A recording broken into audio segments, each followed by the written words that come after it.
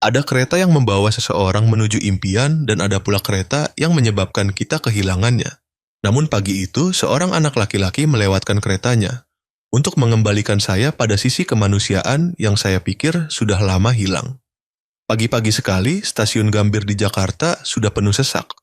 Suara pengumuman dari roda kereta yang bergesekan dengan lantai marmer dan kehangatan manusia bercampur dengan aroma kopi pagi menciptakan gambaran akrab kota yang belum sepenuhnya terbangun. Saya berdiri di balkon lantai 2 ruang tunggu VIP, memandang ke bawah ke kerumunan itu. Setiap orang adalah sebuah kisah, sebuah kehidupan yang terburu-buru mencari jalan menuju tujuannya masing-masing. Saya adalah Arman Prasetyo, 45 tahun, Direktur Utama Nusantara Rail Group. Orang yang bertanggung jawab atas hampir seluruh sistem perkeretaapian di Indonesia. Selama bertahun-tahun, saya hidup di antara rencana, grafik, dan kontrak. Kesuksesan membuat seseorang mudah lupa dari mana mereka berasal. Saya pun pernah begitu. Hingga pagi itu. Ketika jam menunjukkan pukul 06.30, suara pengumuman terdengar. Kereta Argo Parayangan menuju Bandung akan berangkat pukul 07.25. Dipersilakan kepada para penumpang untuk bersiap-siap. Saya sedikit merapikan dasi. Jadwal saya padat merayap, perjalanan dinas, rapat, penandatanganan kontrak jalur baru. Semuanya sempurna, seperti kehidupan yang telah saya susun dengan susah payah. Namun saya tidak tahu, beberapa deret kursi dari tempat saya, seorang anak laki-laki juga duduk di kursi tunggu, memegang erat tiket keretanya seolah menggenggam seluruh harapan hidupnya. Namanya Raffi Hidayat, 12 tahun, berasal dari Bekasi. Di dalam ransel usangnya terdapat beberapa buku tulis, sedikit bekal kue dari ibunya, dan sepucuk surat tulisan tangan yang singkat. Nak, selalu lakukan hal yang benar meskipun hanya kamu yang melihatnya. Raffi sedang dalam perjalanan ke Surabaya untuk mengikuti ujian beasiswa nasional. Satu-satunya kesempatan untuk mengubah hidupnya. Saya hanya sekilas melihatnya ketika melewati area tunggu publik. Sosok kecil, kemeja putih yang sudah usang, sepatu bot yang solnya sudah tipis, tetapi matanya bersinar terang. Ia berdiri di tengah kerumunan yang tergesa-gesa, mendongak menatap papan elektronik yang menyala merah dengan tulisan Uku 725 boarding. Tatapan itu terasa aneh. Tidak ada ketakutan, hanya ada kerinduan dan gairah. Mungkin karena itulah, tanpa sadar saya berhenti. Pada saat itu, bayangan 12 tahun silam tiba-tiba muncul, ketika saya masih seorang insinyur muda, pernah berdiri di stasiun kecil di Jawa Tengah, juga menatap papan jam kereta dengan tatapan penuh keyakinan seperti itu. Lalu waktu, kekuasaan, dan uang telah membuat saya melupakan perasaan itu. Suara pengumuman terdengar lagi, lebih mendesak. Penumpang menuju Surabaya, mohon segera bergerak. Pintu kereta akan ditutup pukul 07.20. Raffi bergegas melewati koridor, jantungnya berdebar kencang. Di tengah kerumunan yang berdesakan, ia bergumam pelan. Asal keburu kereta ini, asal keburu saja. Saya mengikuti bayangan anak laki-laki itu yang menghilang di tengah lautan manusia. Sesuatu di dalam diri saya, bagian yang sudah lama tertidur, tiba-tiba bergetar pelan. Saya tidak mengerti mengapa saya memperhatikan penumpang asing seperti itu. Saya berdiri di balkon lantai 2, area untuk penumpang VIP, melihat ke bawah ke area tunggu. Di bawah sana, suara pengumuman terdengar terus-menerus.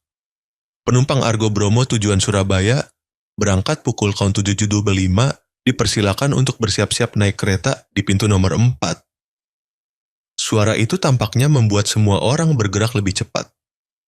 Langkah kaki yang berat, suara roda koper yang berderak, teriakan memanggil satu sama lain. Kekacauan dari ratusan kehidupan yang berusaha mengejar waktu. Anak laki-laki itu mengeluarkan tiket dari saku kemejanya, meratakannya, lalu melihat jam. Yutu 15. Hanya tersisa 10 menit. Saya melihat ia sedikit mencengkeram tali ranselnya, menarik napas dalam-dalam. Tangan kecilnya gemetar, tetapi matanya sama sekali tidak goyah. Raffi mulai berlari, melintasi kerumunan, menyelip di antara para penumpang yang sedang mengantre. Suara pengumuman terdengar lagi, suara wanita yang datar namun mendesak. Tàu Argo Bromo akan berangkat dalam 10 menit. Moi Han Khat nyancong di Chuin. Kereta Argo Bromo akan berangkat dalam 10 menit. Dipersilakan kepada para penumpang untuk segera bergerak. Suara pengumuman itu seperti detak jantung anak laki-laki itu, semakin lama semakin cepat. Saya tidak tahu mengapa saya mengikutinya begitu lama. Mungkin karena dalam tatapannya, saya melihat bayangan diri saya sendiri pada usia 15 tahun, seorang anak laki-laki yang pernah meninggalkan desa untuk pergi ke Jakarta mencari beasiswa, membawa pesan ayahnya, "Jangan takut, asalkan kamu berani percaya." Sudah sangat lama, saya tidak lagi percaya pada apapun selain angka dan kontrak. Di tengah koridor, Raffi harus menghindari setiap orang, setiap koper. Suatu kali, ia hampir jatuh ketika tersandung tas besar. Ia hanya sempat berbisik, "Maaf, saya minta maaf," lalu melanjutkan berlari. Dari kejauhan, jam digital berganti menjadi 07.20. Pintu nomor 4 mulai diberi isyarat oleh petugas untuk bersiap-siap ditutup. Raffi masih belum sampai. Ia terengah-engah, napasnya bercampur dengan kelembaban pagi yang berat. Di tangannya, tiket itu sudah lecek karena keringat. Matanya masih tertuju pada kerumunan yang satu persatu melewati gerbang pemindai tiket. Satu persatu, saya memandang anak laki-laki kecil di tengah lautan manusia itu, dan hati saya tiba-tiba merasakan sesuatu yang aneh. Ada sesuatu dalam langkah larinya yang membuat saya tidak bisa mengalihkan pandangan. Bukan rasa kasihan, melainkan kekaguman, perasaan yang jarang dirasakan oleh orang-orang yang berada di posisi tinggi, seperti saya. Pada usia 12 tahun, anak laki-laki itu tidak memiliki apa-apa selain selembar tiket dan pesan dari ibunya. Namun, keyakinan itulah yang menjadikannya orang yang paling berani di stasiun pagi itu.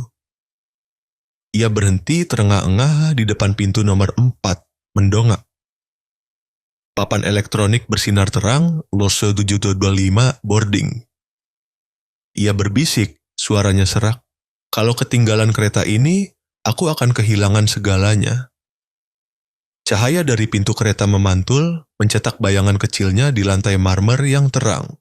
Tidak ada yang tahu bahwa momen inilah yang akan membuka sebuah perjalanan yang mengubah hidup dua orang. Seorang anak laki-laki miskin yang membawa kerinduan untuk maju, dan seorang pria yang telah lupa cara untuk percaya pada kebaikan. Jika Anda pernah menyaksikan seorang anak berjalan dengan keyakinan yang lebih kuat dari rasa takut, Anda akan mengerti bahwa terkadang yang membuat manusia tetap hidup bukanlah keberuntungan, melainkan keyakinan bahwa mereka berada di jalur yang benar. Jika Anda setuju dengan hal itu, tinggalkan komentar Y, karena mungkin keyakinan kecil saja sudah cukup untuk mengubah seluruh takdir. Saya telah menyaksikan ribuan orang melewati stasiun Gambir ini, tetapi belum pernah melihat siapapun yang bersedia menukar seluruh masa depannya hanya untuk membantu orang asing seperti anak laki-laki itu. Pagi itu, stasiun Gambir penuh sesak. Saya berdiri di balik pintu kaca lantai atas, memandang ke bawah ke kerumunan yang tergesa-gesa. Mereka menarik koper, menelepon, membeli kopi. Setiap orang membawa tujuan masing-masing, kereta kehidupan mereka sendiri. Tidak ada yang melihat orang lain. Tidak ada yang peduli pada orang lain. Saya datang lebih awal dari biasanya. Di depan saya adalah kereta Argo Parayangan yang akan membawa saya ke Bandung. Tempat saya akan menandatangani kontrak terpenting tahun ini. Sebuah kesepakatan yang jika berhasil, Nusantara Rail Group akan terangkat posisinya di kawasan ini. Namun kesuksesan terkadang memiliki harga tersendiri. Selama 3 bulan terakhir, saya hampir tidak pernah tidur nyenyak. Kopi kental, obat penghilang rasa sakit, dan rapat yang berlarut-larut. Dokter sudah memperingatkan tentang tekanan darah, tetapi saya mengabaikannya. Saya pernah percaya bahwa saya cukup kuat untuk mengendalikan segalanya, termasuk tubuh, termasuk emosi, termasuk keyakinan. Sejak kecelakaan tahun itu, ketika istri saya terbaring di antara hidup dan mati, saya berhenti percaya pada hal-hal baik tanpa syarat. Orang hanya membantu jika ada untungnya. Orang hanya tersenyum ketika mereka membutuhkan sesuatu. Saya juga sudah terbiasa dengan kesendirian seorang yang sukses. Kaya uang tetapi miskin keyakinan. Ketika saya sedang memeriksa kembali berkas, tiba-tiba pusing menyerang. Semuanya terasa berputar. Saya hanya sempat berpegangan pada tiang, lalu koper terlepas dari tangan. Kertas-kertas beterbangan, kontrak-kontrak berhamburan di lantai marmer yang lembab. Orang-orang melihat sekilas, lalu melanjutkan perjalanan. Beberapa orang sedikit menghindar, takut terlibat. Dunia ini berjalan seperti mesin, tepat, tanpa emosi dan dingin. Saya telah mempercayai hal itu selama 10 tahun terakhir, sampai sebuah suara kecil terdengar. Om, biar saya bantu. Saya mendongak. Seorang anak laki-laki kurus, sekitar 12 tahun, mengenakan seragam sekolah yang pudar, ransel yang bahunya usang, matanya cerah dan jernih luar biasa. Tidak ada yang memanggilnya, tidak ada yang menyuruhnya berhenti. Ia hanya secara otomatis melangkah, mendekat, membungkuk, memungut setiap lembar kertas. Om tidak apa-apa. Suaranya bergetar tetapi sopan. Saya berusaha berdiri tegak, mengangguk pelan. Tidak apa-apa. Om hanya sedikit pusing. Ia dengan cekatan menyusun kembali dokumen, lalu dengan hati-hati memasukkannya ke dalam koper. Tindakannya lambat, teliti, seolah itu adalah harta berharga miliknya sendiri. Ketika mendongak, ia tersenyum. Om duduk dan istirahat saja. Saya pergi beli air ya. Saya belum sempat menjawab, ia sudah lari menghilang di tengah kerumunan. Beberapa menit kemudian, ia kembali, napasnya tersengal, di tangannya memegang sebotol air dingin. Butir-butir keringat mengalir di dahinya. Om minum saja, kata ibu saya, ketika seseorang membutuhkan bantuan, langsung bantu saja. Jangan menunggu mereka harus meminta. Saya memandang anak laki-laki itu, dan melihat diri saya sendiri pada usia 12 tahun, yang juga pernah percaya bahwa dunia ini sederhana, asalkan melakukan hal yang benar, itu sudah cukup. Tetapi hidup tidak sesederhana itu lagi. Saya mengambil botol air, hati saya dipenuhi perasaan yang sulit digambarkan, malu, bersyukur, dan asing. Terima kasih, nak, kata saya pelan. Anak laki-laki itu tersenyum. Tidak apa-apa, Om. Saya hanya melakukan apa yang seharusnya dilakukan semua orang. Tiba-tiba, suara pengumuman terdengar. Kereta Argo Bromo, tujuan Surabaya akan berangkat pukul 7.30. Dipersilakan kepada para penumpang untuk bersiap-siap. Saya melihat jam, 7.28. Anak laki-laki itu sedikit terkejut. Buru-buru melihat sekeliling. Aduh, saya terlambat. Kamu ke Surabaya? Tanya saya. Iya, saya ada ujian beasiswa besok pagi di sana. Kalau ketinggalan kereta ini, sepertinya saya tidak akan sempat sampai. Ia buru-buru membungkuk memberi hormat kepada saya, bersiap untuk berlari, tetapi langkahnya tiba-tiba terhenti. Saya melihat ia menoleh, matanya bimbang di antara dua arah. Pintu kereta yang perlahan menutup, dan saya, orang yang baru saja ia bantu, yang masih duduk belum bisa berdiri tegak. Angin dari rel bertiup masuk, membawa suara peluit kereta yang panjang. Waktu seolah membeku. Saya melihat anak laki-laki itu memejamkan mata, menarik napas dalam-dalam, lalu berbalik kembali ke tempat saya. Saya tidak jadi pergi, Om. Saya takut Om jatuh lagi. Tuh, tapi kamu akan ketinggalan kereta. Tidak apa-apa, Ambang, Dati, tidak apa-apa kalau Allah menghendaki dia akan memberi saya kesempatan lain. Kata-kata itu saya mendengarnya seolah seseorang baru saja memukul keras jantung saya. Orang masih bisa percaya pada kebaikan bahkan ketika kehilangan hal yang paling penting. Pintu gerbong terakhir tertutup. Suara peluit kereta semakin menjauh. Anak laki-laki itu berdiri terdiam menatap kepergian kereta. Wajahnya dipenuhi sinar matahari pagi, tetapi matanya berkaca-kaca. Seorang anak baru saja kehilangan kesempatan untuk mengubah masa depan hanya demi orang asing. Saya berusaha berdiri, jantung saya masih nyeri tetapi kepala saya sudah jernih. "Siapa namamu?" tanya saya. "Nama saya Raffi Hidayat, Om." "Berapa umurmu?" 12, Om, rumah saya di Bekasi." Saya tersenyum tipis. "Tahukah kamu, saya sudah bertemu banyak orang dewasa, kaya, berpendidikan tinggi, tetapi belum ada yang membuat saya merasa malu seperti sekarang." Anak laki-laki itu bingung, menggelengkan kepala. "Om, jangan berkata begitu. Saya hanya membantu saja." Lalu ia melihat jam, menghela napas. "Saya harus pulang. Mungkin Allah belum mengizinkan saya pergi dengan kereta ini." Saya mengikuti bayangan kecil itu yang menyatu dalam kerumunan, lalu menghilang di tengah lautan manusia yang tergesa-gesa. Entah mengapa, saya tidak bisa mengalihkan pandangan. Ada sesuatu dalam tindakan anak itu yang membuat hati saya terasa berat. Perasaan campur aduk antara iba dan kagum. Anak laki-laki itu mungkin tidak tahu bahwa sementara ia kehilangan keretanya sendiri, ia telah menarik saya keluar dari gerbong kereta tanpa emosi yang telah saya duduki selama bertahun-tahun. Saya duduk kembali di kursi yang dingin, hati saya dipenuhi pikiran-pikiran aneh. Sudah 10 tahun, ini adalah kali pertama saya melihat seseorang berhenti hanya untuk membantu, tanpa perlu dilihat siapapun, tanpa perlu diucapkan terima kasih.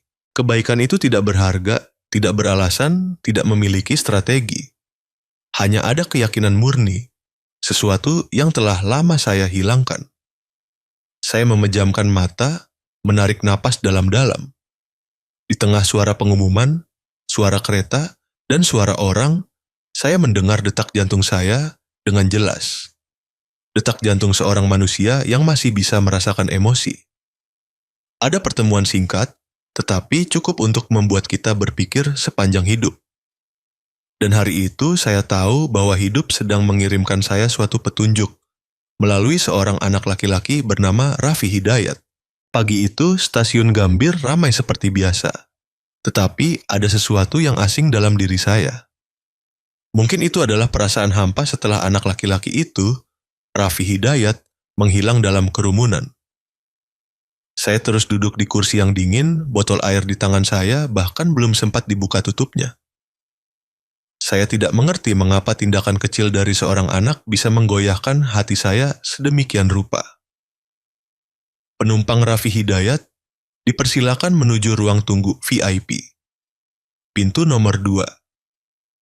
Ada seseorang yang ingin bertemu. Saya tersenyum tipis. Saya yakin anak itu akan terkejut ketika mendengar namanya.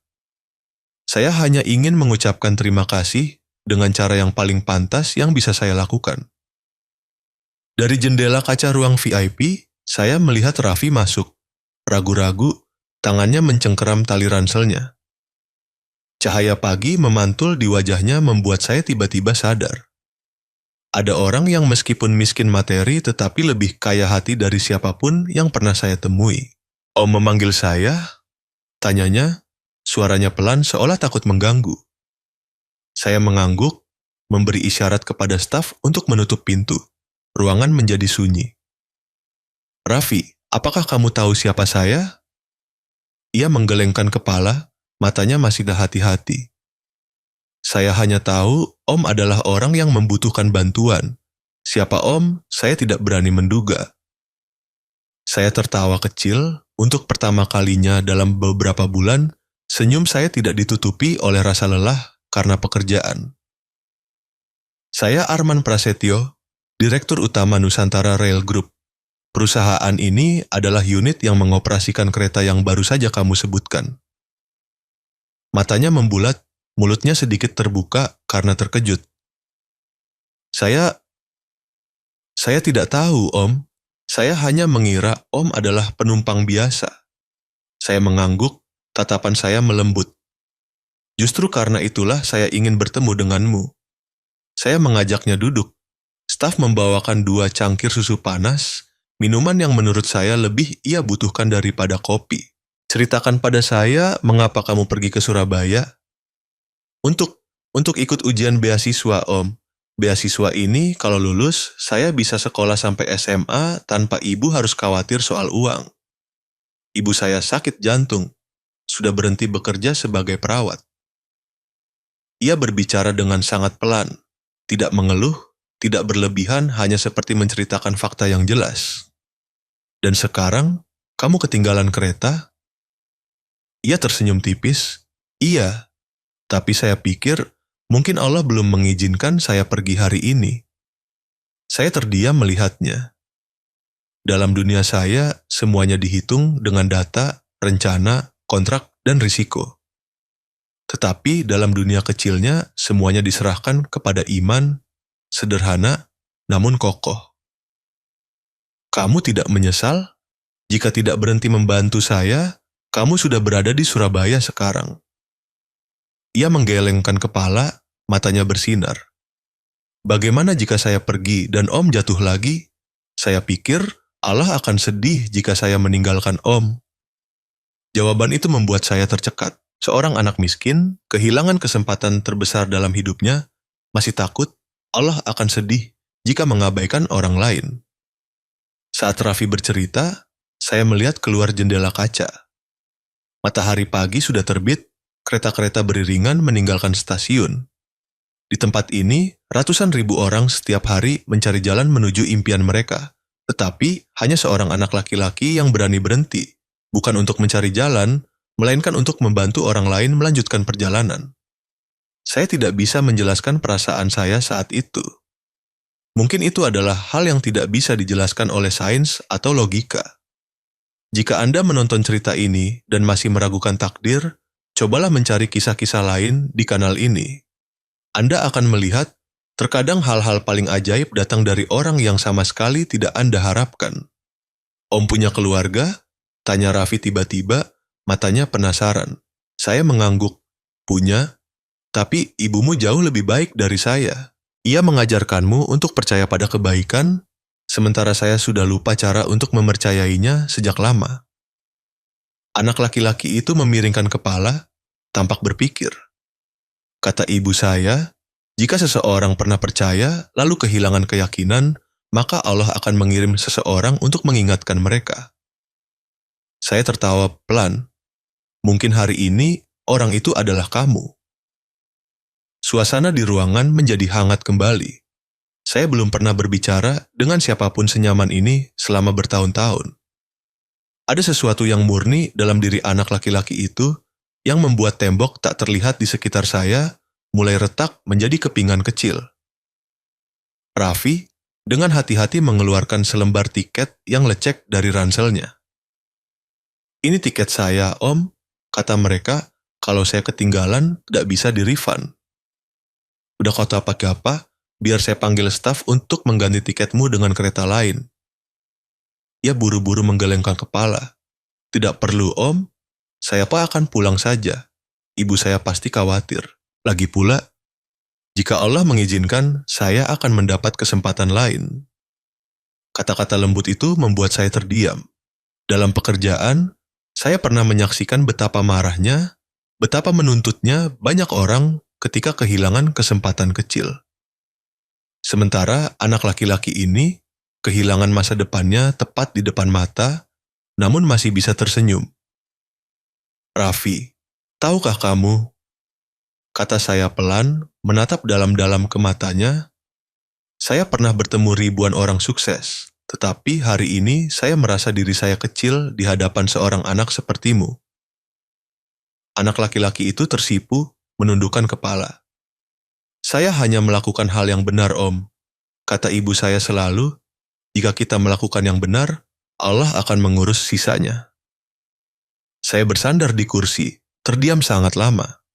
Di luar, sinar matahari menyinari rel kereta yang keperakan. Saya berpikir tentang betapa banyak tahun saya hanya hidup dengan perhitungan, dengan tembok tak terlihat dari logika.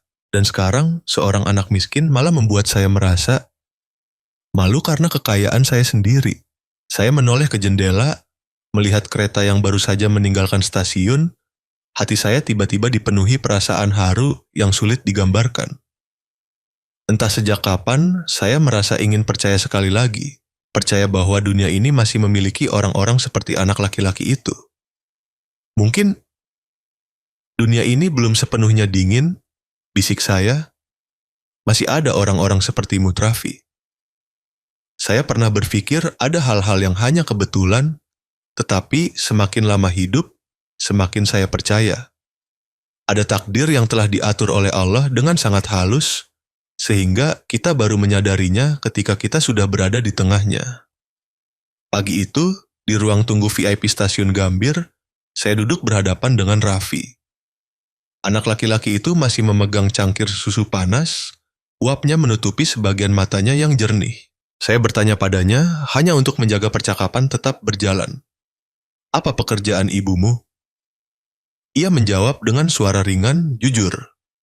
Nama ibu saya Lina. Dulu bekerja sebagai perawat di rumah sakit Citra Sehat. Tapi ibu sudah berhenti karena sakit jantung. Kata ibu, menyelamatkan orang adalah berkah meskipun hanya sekali saja sudah pantas. Saya terkejut. Citra Sehat? Nama itu membuat ingatan yang telah saya kubur selama 10 tahun tiba-tiba muncul. Jantung saya berdetak kencang. Saya menundukkan kepala, menyembunyikan kebingungan, tetapi suara saya masih bergetar. Citra Sehat. Kamu bilang ibumu bekerja di sana tahun berapa? Sekitar tahun 2014, Om. Kata ibu saya, saat itu sering jaga malam, banyak tugas di UGD. Lalu setelah kecelakaan, ibu terlalu lelah, penyakitnya kambuh, jadi berhenti total. Tahun 2014. Saya hampir tidak bisa mendengar suara di sekitar saya. Hanya ada suara detak jantung saya, bersama dengan ingatan tentang hujan badai dan lampu merah yang berkedip-kedip kacau di jalan tol Jagorawi malam itu. 10 tahun yang lalu, saya sedang berada di Singapura ketika menerima telepon tengah malam. Bapak Arman, mobil Nyonya mengalami kecelakaan serius. Beliau sedang dalam penanganan darurat. Saya tidak ingat bagaimana saya berlari melewati gerbang bandara, atau bagaimana saya berdoa di penerbangan kembali ke Jakarta. Ketika sampai di rumah sakit, dokter berkata, jika bukan karena seorang perawat tak dikenal di lokasi kejadian, istri Anda tidak akan bisa bertahan sampai saat ini. Ia menahan pendarahan arteri Nyonya selama 3 jam, di bawah guyuran hujan. Mereka bercerita bahwa wanita itu kecil, kurus, menggigil dalam blaus yang basah kuyup, tetapi kedua tangannya tidak pernah lepas dari luka. Ketika ambulans tiba, ia pingsan di tempat. Sebelum pergi, ia hanya mengucapkan satu kalimat, "Saya hanya melakukan apa yang harus saya lakukan." Ia tidak meninggalkan nama, hanya menjatuhkan sebuah gelang perak dengan ukiran huruf L kecil di dalamnya. Saya telah menyimpan gelang itu selama 10 tahun. Saya telah mencari kemana-mana, tetapi tidak ada yang tahu siapa perawat itu. Kami memanggilnya perawat dalam hujan. Kini, ketika saya mendengar Raffi berbicara tentang ibunya, segala sesuatu dalam diri saya seolah runtuh dan terlahir kembali pada saat yang sama. Saya gemetar membuka dompet, mengeluarkan gelang yang sudah pudar. Kilauan perak tua itu berkarat, tetapi huruf L masih utuh. Saya bertanya, suara saya serak, "Raffi, apakah ibumu pernah memakai gelang seperti ini?" Anak itu melihat dengan saksama, lalu matanya membelalak, terkejut. "Iya, Om, ibu saya punya yang persis sama, tapi hilangnya hanya sebelah." Kata ibu jatuh saat bertugas di UGD rumah sakit. "Kenapa Om memilikinya?" Jantung saya serasa hancur. Saya tidak bisa menjawab dengan segera. Tangan saya gemetar saat menggenggam erat gelang itu. "Raffi, ibumu adalah orang yang menyelamatkan istri saya 10 tahun lalu. Berkat beliau, Ratna, istri saya, masih hidup." Ruangan menjadi sunyi. Raffi berdiri kaku, matanya berkaca-kaca. "Ibu saya menyelamatkan istri Om?" "Ya." Saya tidak akan pernah bisa melupakan suara itu. Malam itu, di tengah hujan dan lampu mobil, Beliau telah mempertahankan nyawa wanita yang paling saya cintai. Saya duduk di kursi, menutupi wajah dengan tangan, air mata tumpah, emosi yang telah saya kubur sejak lama. Saya, seorang CEO yang pernah dianggap tidak tahu cara menangis, kini menangis seperti anak kecil. Saya sudah mencari perawat itu selama 10 tahun, Raffi. Dan Allah membiarkan putranya muncul untuk mengingatkan saya bahwa kebaikan tidak akan pernah hilang. Raffi menundukkan kepala, suaranya tercekat. Om, ibu saya tidak pernah menceritakan hal itu. Ibu hanya bilang, ada orang yang kita bantu. Allah yang akan mengingatnya untuk kita. Saya mengangguk pelan, menatap lurus ke anak itu. Mungkin beliau tidak butuh siapapun untuk mengingat, karena beliau percaya bahwa budi baik yang sesungguhnya akan mencari jalannya sendiri untuk kembali. Dan hari ini, itu sudah kembali. Saya mengambil telepon, membuka foto istri saya, Ratna, wanita yang telah diselamatkan Lina. Cahaya dari layar terpantul di wajah Raffi. Berkat ibumu saya masih bisa melihat senyum ini. Jika tidak, semuanya sudah berakhir sejak 10 tahun lalu. Anak itu diam, kedua tangannya tangannya terkepal erat. Air mata jatuh, tetapi ia tersenyum. Allah itu maha adil, Om. Ibu saya pernah menyelamatkan orang, kini Om membalas kebaikan ibu dengan cara lain. Saya pikir, itulah cara. Dia membuat kebaikan berputar dan kembali. Saya menepuk pelan bahunya, suara saya serak. Tidak, Raffi. Justru kamu yang menyelamatkan saya. Jika pagi ini kamu tidak berhenti, saya mungkin sudah jatuh tanpa diketahui siapapun dan tidak akan pernah mendapat kesempatan untuk mengetahui kebenaran ini. Saat itu, segala sesuatu dalam diri saya seolah melebur. 10 tahun pencarian hanya untuk menyadari bahwa penyelamat saya masih tinggal di rumah kecil di Bekasi bersama putra yang baik hati ini. Saya merasakan satu hal dengan jelas. Allah tidak membiarkan budi baik dilupakan, Dia hanya membiarkannya kembali tepat saat hati kita perlu dibangunkan. Di luar, sinar matahari menyinari rel kereta yang bersinar seperti benang perak. Saya meraih gelang itu, meletakkannya di tangan Raffi. Bawa ini pulang untuk ibumu. Katakan padanya bahwa saya, Arman Prasetyo, masih ingat, masih berterima kasih, dan masih menunggu kesempatan untuk mengucapkan terima kasih secara langsung. Anak itu menerimanya. Air mata jatuh di tangan kecilnya. Tanpa perlu kata-kata lagi, kami mengerti bahwa sejak saat itu, dua generasi dari orang yang pernah diselamatkan dan orang yang menyelamatkan telah terhubung kembali. Saya melihat keluar jendela, suara saya seperti bisikan. Ibumu telah menyelamatkan keluarga saya. Dan hari ini, Allah membuat putranya menyelamatkan saya. Budi baik terkadang hanya berputar untuk kembali. Saya tidak tahu, setelah pertemuan ini, jalan di depan akan membawa apa lagi. Saya hanya tahu bahwa di dalam hati, seutas tali telah terjalin kembali antara masa lalu dan masa kini. Antara rasa syukur dan keyakinan yang saya pikir telah lama hilang. Dan ketika Raffi meninggalkan ruangan, saya sedikit mendongak mengikutinya. Cahaya pagi menyinari bahu kecil itu. Saya tahu, ada orang yang tidak membutuhkan blus putih, tidak membutuhkan gelar, namun tetap menjadi penyelamat dengan caranya sendiri. Terkadang Allah membiarkan kita tersesat di tengah gerbong kereta yang tanpa emosi, hanya untuk bertemu kembali dengan budi baik dari kehidupan sebelumnya yang tersenyum tepat di depan mata. Dan saya tidak tahu apa yang akan menunggu saya ketika saya melangkah keluar dari ruangan itu. Saya hanya tahu bahwa hati saya, setelah 10 tahun, sudah mulai berdetak kembali dengan irama rasa syukur. Saya masih ingat saat tangan kecil Raffi berada dengan pas di tangan saya ketika kami berjalan keluar dari stasiun Gambir pagi itu.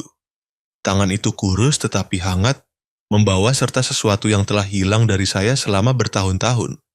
Keyakinan pada kebaikan tanpa syarat. Di dalam mobil, saya duduk diam, tidak berbicara. Raffi juga terdiam, hanya memandangi jalanan Jakarta yang berkilat-kilat melintas di jendela. Anak itu masih belum mengerti mengapa saya mengajaknya ikut, tetapi saya mengerti dengan jelas. Ada utang yang tidak bisa dibayar dengan uang, hanya bisa dibayar dengan cara menanamkan kembali harapan yang pernah diberikan orang lain kepada kita. Ketika mobil berhenti di depan gedung kantor Pusat Nusantara Rail Group, mata Raffi membulat mendongak. Itu adalah gedung pencakar langit kaca biru di pusat kota, tempat setiap hari ratusan karyawan keluar masuk dengan setelan jas rapi dan wajah serius.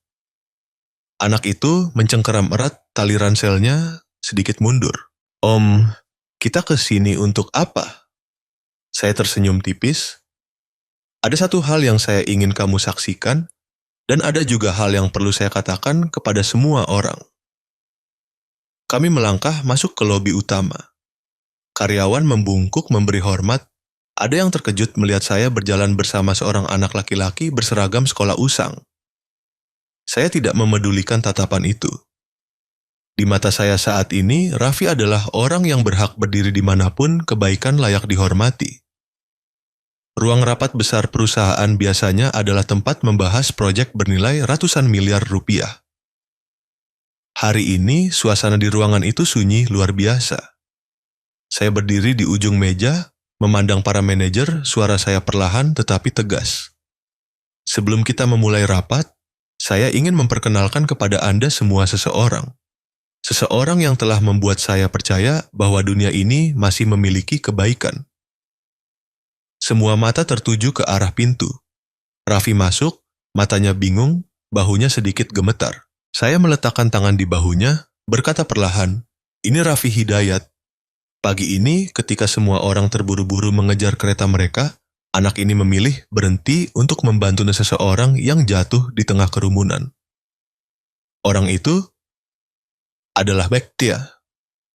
Ruang rapat hening.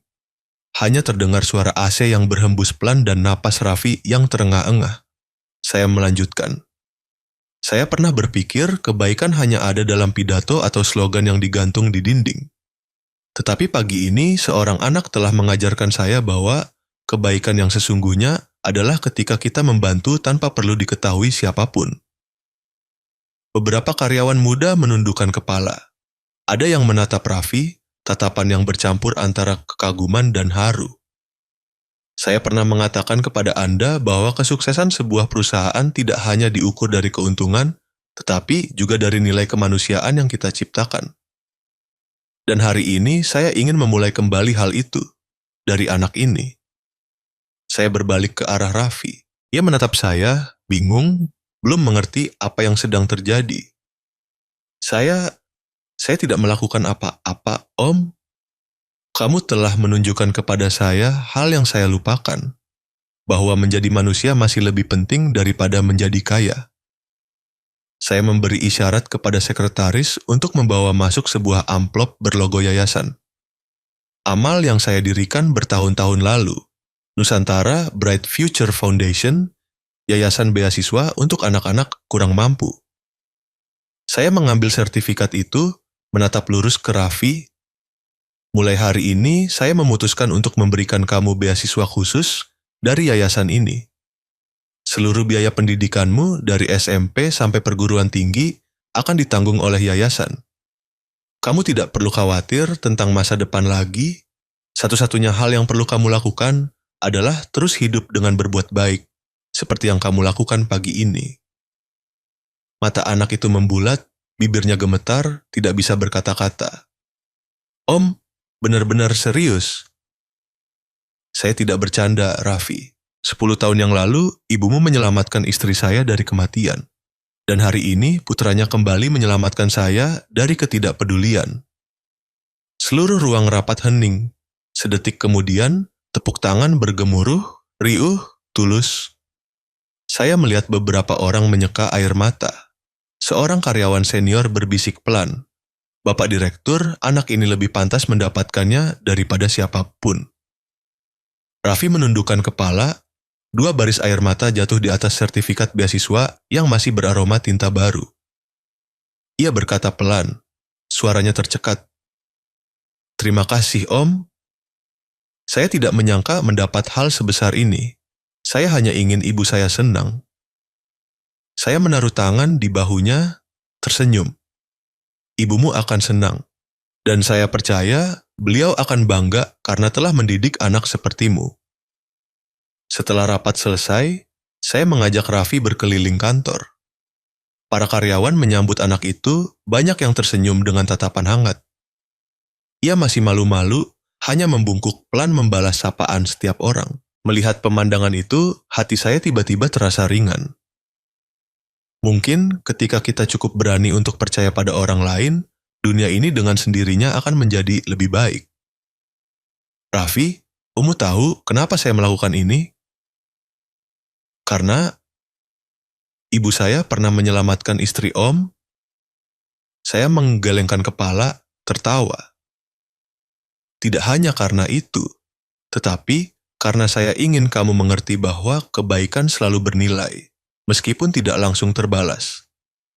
Kamu melakukan yang benar, Allah yang akan membalas sisanya. Ia diam sejenak lalu berkata pelan, ibu saya juga sering mengatakan itu, sekarang saya percaya itu benar. Saya mengangguk, hati saya tiba-tiba menghangat. Sekitar pukul 11 siang, saya mengantar Raffi ke mobil. Sebelum pergi, ia berbalik membungkuk sangat dalam. Terima kasih Om Arman, saya akan belajar dengan sangat giat agar tidak mengecewakan ibu dan juga Om.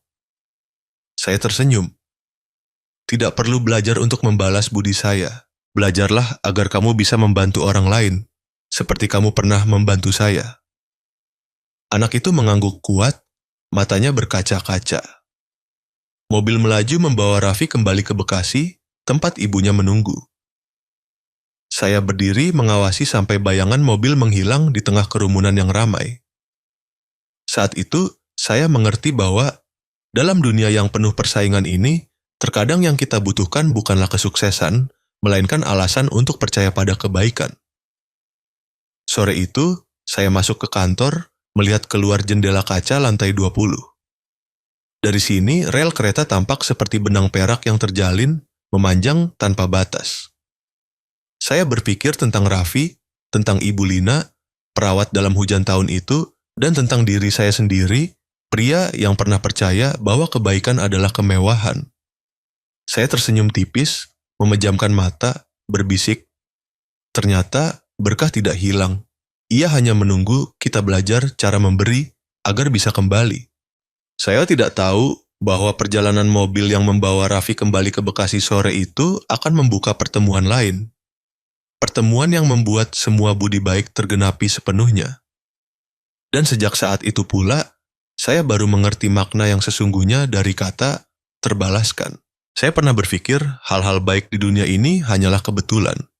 Tetapi hari itu, ketika mobil berhenti di depan gang kecil di Bekasi, saya mengerti bahwa tidak ada pertemuan yang kebetulan. Semuanya telah diatur dengan cerdik, diam-diam, dan sempurna menurut cara Allah. Cahaya senja mulai menguning. Saya menoleh ke samping, melihat Raffi duduk terdiam di jendela, kedua tangan terlipat. Anak itu tidak berbicara sepanjang perjalanan, hanya sesekali menoleh keluar seolah sedang mencoba membayangkan wajah ibunya ketika mendengar cerita ini. Kamu yakin ibumu belum tahu saya akan datang, kan? Tanya saya pelan. Ia menggelengkan kepala, suaranya lembut. Saya hanya bilang ada orang yang ingin bertemu ibu. Ibu mengira mungkin tetangga. Saya tersenyum. Mungkin beliau tidak pernah menyangka bahwa orang yang berdiri di depan rumahnya sore ini adalah orang yang 10 tahun lalu pernah ia selamatkan istrinya di tengah hujan di jalan tol Jagorawi. Mobil berhenti. Di depan saya adalah rumah sederhana, dinding dicat kuning pucat, atap seng sedikit usang. Aroma bunga kamboja dari halaman depan tercium oleh angin. Raffi berlari masuk lebih dulu, memanggil dengan keras, "Bu, saya pulang." Suara seorang wanita terdengar, lemah tetapi lembut. "Raffi, kenapa kamu pulang cepat hari ini, Nak?" Ketika beliau melangkah keluar pintu, hati saya tiba-tiba tercekat. Wanita itu, Bu Lina, lebih kurus dari yang saya bayangkan. Kulitnya pucat, wajahnya dipenuhi jejak waktu, tetapi di matanya masih tersisa cahaya yang pernah saya lihat di mata perawat itu dulu, cahaya ketulusan tanpa syarat. Raffi berdiri di samping, saya melangkah maju, sedikit membungkuk. "Selamat sore, Ibu Lina. Bagaimana kabar Anda?" Beliau tertegun, bingung. "Maaf, apakah saya mengenal Bapak?" Saya menarik napas dalam-dalam.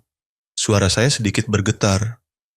"Ibu mungkin tidak ingat saya, tetapi saya mengingat Ibu selama 10 tahun ini. 10 tahun yang lalu, di jalan tol Jagorawi, Ibu bertahan selama 3 jam di tengah hujan untuk menyelamatkan seorang wanita korban kecelakaan. Orang itu adalah istri saya." Bu Lina terhenti, kedua tangannya gemetar. Matanya membelalak, bibirnya bergerak tanpa bisa mengucapkan kata-kata. Saya hanya melakukan apa yang akan dilakukan siapapun. Hari itu, wanita itu masih sangat muda, saya tidak tega meninggalkannya. Saya mengangguk, emosi menyesakkan tenggorokan saya. Dan hari ini, justru putra ibu, Raffi, yang kembali menyelamatkan saya. Budi baik itu, Allah telah atur untuk tergenapi sepenuhnya. Bu Lina menatap ke arah Raffi. Anak itu menundukkan kepala, berkata pelan, "Bu, saya tidak tahu siapa Om ini. Saya hanya melihat Om jatuh, jadi saya bantu." Sang ibu tersenyum dengan air mata. "Ibu tahu putra ibu akan melakukannya. Allah mengajarkan bahwa kebaikan tidak perlu memilih tempat untuk diberikan." Saya melihat kedua ibu dan anak itu. Ruangan kecil, dinding ditempeli kalender lama, meja kayu diletakkan dekat jendela, semuanya sederhana hingga menyentuh hati. Bu Lina mempersilakan saya duduk, menuangkan segelas air putih, kedua tangan mengangkatnya dengan hati-hati, seperti menyambut tamu terhormat. Saya menerimanya, merasa tangan saya berat karena tahu utang budi ini tidak bisa dibayar lunas dengan materi. "Ibu Lina," kata saya perlahan, "jika hari itu ibu tidak bertahan, istri saya sudah tidak ada di dunia ini. Selama 10 tahun, kami selalu mendoakan wanita yang menyelamatkannya, meskipun tidak tahu namanya. Dan hari ini saya datang tidak hanya untuk berterima kasih, tetapi juga untuk melakukan apa yang seharusnya sudah saya lakukan sejak lama." Saya mengambil sebuah amplop dari tas, di dalamnya terdapat berkas beasiswa bersama surat penawaran dukungan medis. Ini adalah beasiswa resmi untuk Raffi sampai ia menyelesaikan kuliah. Selain itu, saya sudah menghubungi dokter spesialis jantung. Mulai sekarang, biaya pengobatan ibu akan ditanggung oleh perusahaan saya. Bu Lina buru-buru melambaikan tangan, suaranya bergetar. "Jangan, Bapak jangan lakukan itu. Saya membantu orang bukan untuk dibalas." Saya menatapnya, tersenyum. Saya tahu. Dan justru karena ibu berpikir seperti itu, Allah mengirimkan hadiah itu kembali, bukan melalui uang, melainkan melalui berkat keyakinan. Bu Lina terdiam, air mata mengalir deras. Mungkin inilah cara. Dia mengajarkan kita bahwa kebaikan tidak akan pernah hilang. Raffi menggenggam tangan ibunya, matanya bersinar terang. "Bu, saya sudah bilang, Allah tidak akan pernah membuat kita rugi." Saya duduk di sana, melihat kedua ibu dan anak itu berpelukan, hati saya terasa ringan seolah baru saja melepaskan beban 10 tahun. Saya teringat diri saya yang dulu, seorang pria yang selalu berhitung, selalu menempatkan logika di atas keyakinan. Namun hari ini, di rumah kecil ini, di antara dua orang yang bersahaja, saya melihat keyakinan itu kembali, hangat dan rendah hati. Sebelum pergi, saya berdiri membungkuk sangat dalam. "Ibu Lina, terima kasih. Ibu tidak hanya menyelamatkan istri saya, tetapi juga menyelamatkan saya dari ketidakpedulian. Dan putra ibu, anak itu, telah mengajarkan saya bahwa keyakinan tidak pernah mati. Hanya saja kita lupa cara menemukannya kembali." Beliau menggenggam tangan saya, berkata pelan, "Saya hanya orang yang diberi kesempatan oleh Allah untuk melakukan hal yang benar. Jika hari itu saya pergi, mungkin sepanjang hidup saya tidak akan tenang. Dan hari ini, saya berterima kasih kepada Bapak karena telah datang, Bukan untuk membalas budi, tetapi untuk menghubungkan kembali keyakinan di antara sesama manusia. Saya membungkuk memberi hormat, lalu berbalik ke Raffi. Raffi, belajarlah dengan sungguh-sungguh. Ketika kamu dewasa, kamu akan mengerti bahwa melakukan hal yang benar tidak perlu menunggu waktu yang tepat. Cukup menunggu hati yang cukup hangat. Anak itu mengangguk kuat, matanya berkaca-kaca. Saya janji, Om Arman. Ketika meninggalkan rumah itu, saya berjalan perlahan di gang kecil. Sinar matahari terbenam menyinari setiap atap seng, memancarkan warna kuning madu. Di sudut jalan, saya mendengar suara anak-anak tertawa riang, suara penjual makanan keliling memanggil. Hidup sungguh sederhana dan juga sungguh lengkap. Saya menoleh ke belakang, Raffi duduk di samping ibunya di pintu, keduanya menatap matahari terbenam. Saya mendengar ia berkata, suaranya jernih seperti sinar matahari sore. Bu, pagi ini saya memang ketinggalan kereta.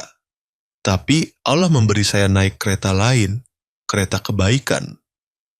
Saya tersenyum. Kata-katanya bergema di angin seperti penutup terindah untuk segala hal yang pernah saya cari. Malam itu, ketika kembali ke rumah, saya menceritakan semuanya kepada istri saya. Ia diam, air mata jatuh di tangan yang menggenggam saya. Sayang, katanya, 10 tahun lalu saya bertahan hidup berkat kebaikan. Hari ini mungkin budi baik itu yang kembali menyelamatkanmu. Saya mengangguk melihat keluar jendela tempat kereta malam melintas. Cahaya dari gerbong kereta terpantul di langit Jakarta, seperti garis terang yang menghubungkan masa lalu dan masa kini. Ada kereta yang kita lewatkan hanya untuk sampai di tempat yang telah dipilih takdir, kata saya pelan. Karena kebaikan, selalu tahu jalannya untuk kembali. Kisah itu berakhir di sana, bukan dengan tepuk tangan, bukan dengan kemegahan, melainkan dengan ketenangan dua hati yang menemukan satu sama lain setelah 10 tahun. Dan saya, Arman Prasetyo, tahu pasti bahwa saya tidak akan pernah menjadi orang yang sama lagi. Karena sejak hari itu, saya mengerti satu hal sederhana. Berkah bukanlah sesuatu yang kita pegang, tetapi sesuatu yang diberikan kepada kita, lalu suatu hari akan kembali penuh dan berlipat ganda.